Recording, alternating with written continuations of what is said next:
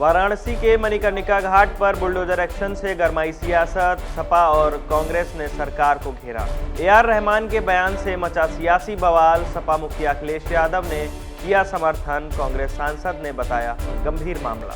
बसपा प्रमुख मायावती पर भड़के सपा राष्ट्रीय महासचिव शिवपाल यादव, मायावती के अकेले चुनाव लड़ने पर भी कसा तंज। बाराबंकी में वकीलों के साथ हुई मारपीट पर NHAI ने की कार्रवाई, टोल एजेंसी का कॉन्ट्रैक्ट किया रद्द। महाराष्ट्र के BMC चुनाव में बीजेपी की जीत पर संजय राउत ने जयचंद पर फोड़ा हार का ठीकरा। नमस्कार, स्वागत है आपका खबर चौक की इस इवनिंग बुलेटिन में। मैं हूं आपके साथ अनुपम। तो चलिए रुक करते हैं देश प्रदेश की बड़ी खबरों की तरफ। यूपी की सियासत के केंद्र में इन दिनों PM मोदी का संसदीय क्षेत्र वाराणसी में बाबा का बुलडोजर चल रहा है। काशी के प्रसिद्ध मणिकर्णिका घाट पर सौंदर्यीकरण के नाम पर हो रहे बुलडोजर एक्शन से जबरदस्त बवाल मचा हुआ है। सोशल मीडिया से लेकर पूरे देश से इस पर तीखी प्रतिक्रियाएं आ रही हैं। सपा और कांग्रेस इस मुद्दे को लेकर भाजपा पर हमलावर है। कांग्रेस प्रदेश अध्यक्ष अजय राय ने आरोप लगाया है कि बीजेपी ने कॉरिडोर के नाम पर एक मॉल बनाने के लिए काशी के पुराने मंदिर तोड़े और अक्षयवट जैसे पवित्र वृक्ष हटाए हैं। वहीं सांसद प्रियंका गांधी ने यहां तक कह दिया है कि बुलडोजर चलाकर बनारस की पहचान मिटाने की कोशिश हो रही है। महत्वपूर्ण चीज ये है कि जो हमारे देश की और काशी की जो हमारी विरासत है, जो हमारे हिंदू धर्म की जो सबसे बड़ी विरासत है, उसको पूरी तरीके से ये मोदी और योगी सरकार ध्वस्त कर रही है। ध्वस्त कर दिया। हम लोग पहले जब ये बात उठाते रहे कि बाबा विश्वनाथ के दरबार में जो इन्होंने एक कॉरिडोर के नाम पर वहां मॉल बना दिया है, मॉल, आधुनिक मॉल बना दिया, और बाबा विश्वनाथ के दरबार में सैकड़ों मंदिरों को तोड़ा गया। जो हजारों साल पुराने मंदिर थे, हजारों साल पुराना हमारा वट वृक्ष, अक्षय वट वृक्ष, जिसका इस हिंदुस्तान के अंदर 3 वट वृक्ष का इतिहास रहा है, उसमें एक को खत्म कर दिया, काशी विश्वनाथ। उसको पूरी तरीके से स्लाइस करके काट दिया गया। एक गौतम बुद्ध को जहां ज्ञान प्राप्त हुआ, बोध गया। दूसरा काशी विश्वनाथ जो आज नहीं है। तीसरा जहां मोदी जी नमन करते हैं, प्रयागराज संगम स्थान पर 2 बचे, एक को खत्म कर दिया। हजारों हजार साल पुराना उसका ये उसमें यह कहा गया है कि जब बाबा विश्वनाथ मां पार्वती के साथ काशी आए थे, उसके पहले से अक्षय वट वृक्ष काशी के अंदर उस स्थान पर विराजमान था। उसको खत्म कर दिया गुजरात के ठेकेदारों के द्वारा पूरी तरीके से। हमारे उस मंदिर में अमुक्तेश्वर महादेव का मंदिर, जो बाबा विश्वनाथ के गुरु, उनको तोड़ दिया।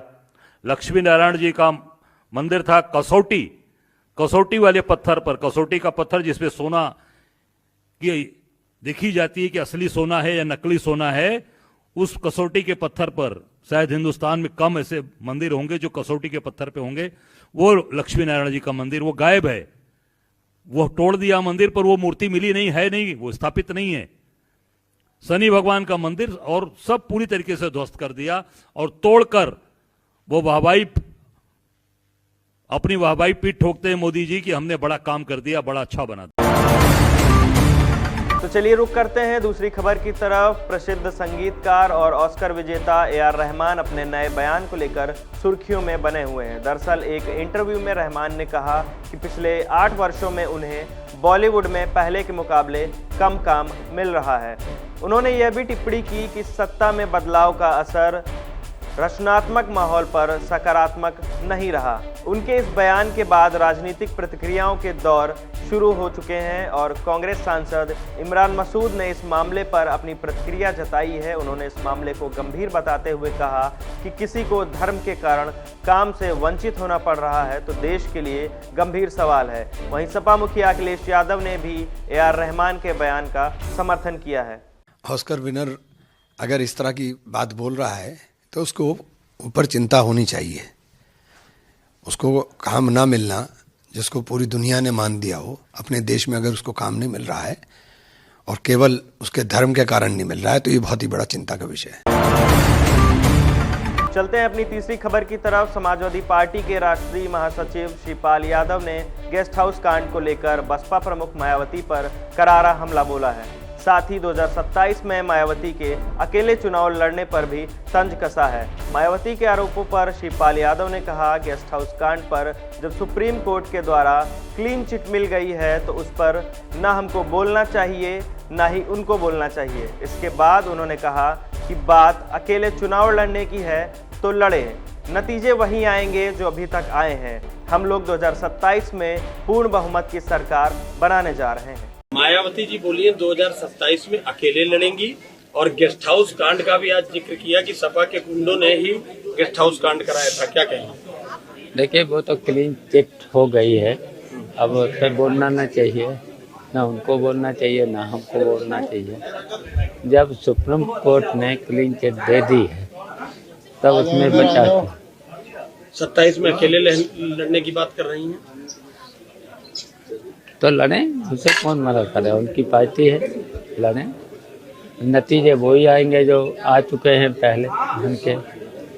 और देखिए, समाजवादी पार्टी इंडिया गठबंधन के साथ चुनाव लड़ेगी और अब के बाद जैसे पार्लियामेंट में नंबर 1 पर जीती थी, और फिर क्योंकि इन्होंने जनता का कोई काम तो किया नहीं, किसान, नौजवान, मुसलमान से लेकर के मेहनत मजदूरी करने वालों का कोई काम नहीं किया। इनके जितने वादे थे सब खोखले निकले, और भ्रष्टाचार की चरम सीमा इस सरकार में है।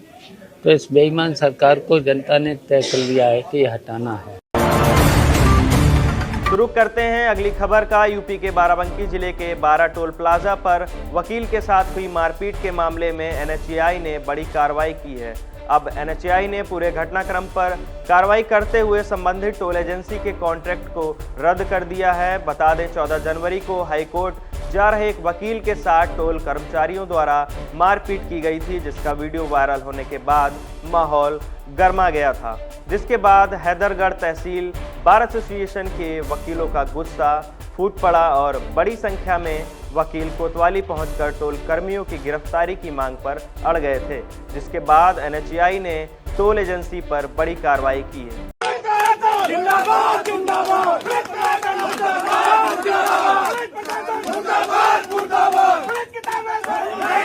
नहीं चलेगी, नहीं चलेगी, नहीं चलेगी, नहीं चलेगी, नहीं चलेगी, नहीं चलेगी।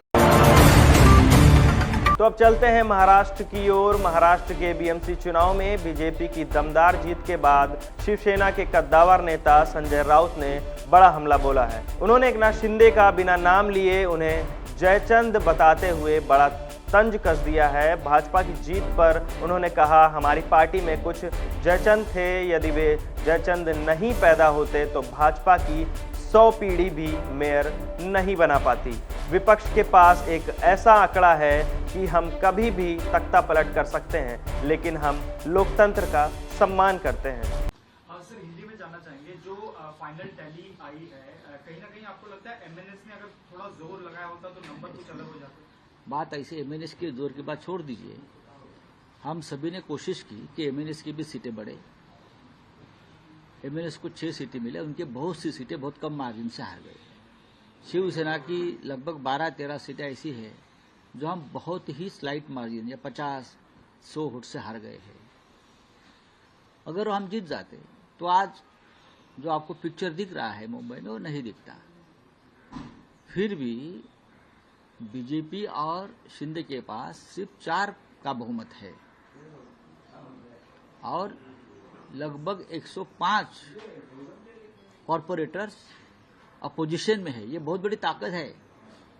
वो जो महानगर पालिका का जो सदन है, ये अपोजिशन की ताकत सबसे बड़ी है।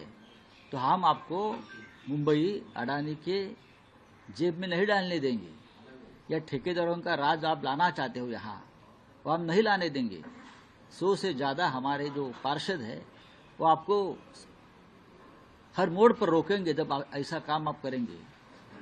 बहुत बड़ी ताकत है ये। ठीक है, मेयर नहीं, लेकिन हमारे पार्टी में कुछ जयचंद थे। अगर वो जयचंद नहीं पैदा होते तो भारतीय जनता पार्टी के 100 पुरखों की भी यहाँ तादाद आती, तो भी यहाँ मुंबई में बीजेपी का मेयर नहीं बन सकता था। इसी तरह से कोशिश की जाएगी आपकी पार्टी का मेयर बने, जोड़ तोड़? नहीं, हम अभी कुछ नहीं करेंगे। इसी तरह जोड़ तोड़ पर हमारा विश्वास नहीं है, लेकिन हमारे पास बहुत बड़ा आंकड़ा है, बहुत बड़ी संख्या है। अपोजिशन के पास एक ऐसा आंकड़ा है, हम कभी भी तख्तापलट कर सकते हैं, लेकिन हम डेमोक्रेसी का आदर करते हैं, लोकतंत्र का आदर करते हैं। कैलकुलेशन कहाँ मिस जजमेंट हो गया? नहीं, हमारे 10 या 12 से ज्यादा जो हमारी सीटें हैं वो बहुत कम मार्जिन से हार गए। इसलिए हार गए कि जिस तरह का मतदान जब चुनाव के दिन जिस तरह का माहौल था, लोगों के नाम कट गए, ईवीएम मशीन बंद पड़ गई, ये हो गया, उससे लोगों में थोड़ा सा हमारा वोटिंग परसेंटेज कम हो गया, नहीं तो हम जरूर जीत जाते।